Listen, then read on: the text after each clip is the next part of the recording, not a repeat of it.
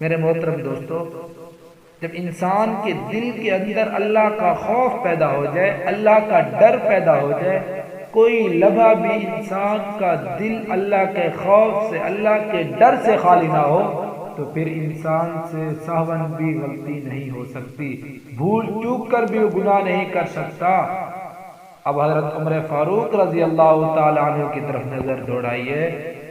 کہ انہوں نے حضور اقدس صلی اللہ علیہ وسلم کی زبان سے یہ الفاظ سنے تھے کہ عمر فی الجنہ، عمر جنت میں جائے گا، اور یہ بات بھی سن چکے تھے کہ جب حضور اقدس صلی اللہ علیہ وسلم معراج پر گئے اور جب ان کو جنت کی سیر کرائی گئی تو آپ صلی اللہ علیہ وسلم نے فرمایا کہ میں نے وہاں جا کر ایک محل دیکھا جو بہت شاندار، اس محل کے کنارے ایک خاتون بیٹھی وضو کر رہی تھی، میں نے پوچھا کہ یہ کس کا محل ہے؟ مجھے بتایا گیا کہ عمر کا محل ہے۔ وہ محل اتنا شاندار تھا کہ میرا دل چاہ رہا تھا کہ میں اس محل کے اندر جا کر اس محل کو دیکھوں، لیکن اے عمر، مجھے تمہاری غیرت یاد آ گئی کہ تم بہت غیور انسان ہو۔ میرے مسلمان بھائیوں، مومنوں، دیکھیے کہ حضرت عمر فاروق رضی اللہ تعالی عنہ جب حضور اقدس صلی اللہ علیہ وسلم کی وفات ہو چکی تھی، آپ صلی اللہ علیہ وسلم کے وفات کے بعد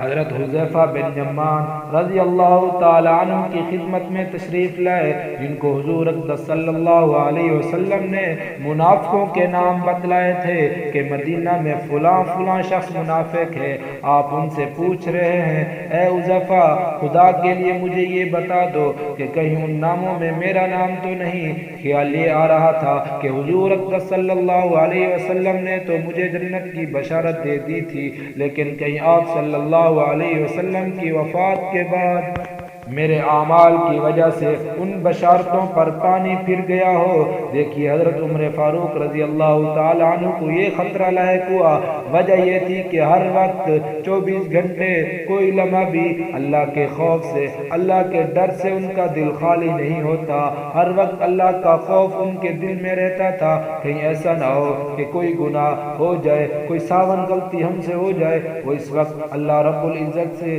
ہر وقت خوف میں رہتے، ہر وقت ڈر میں رہتے۔ اے انسانوں، جب ہم بھی اللہ رب العزت کا خوف، اللہ رب العزت کا ڈر اپنے دلوں کے اندر بٹھائیں گے تو کوئی بھی غلطی ہم سے نہیں ہو سکتی۔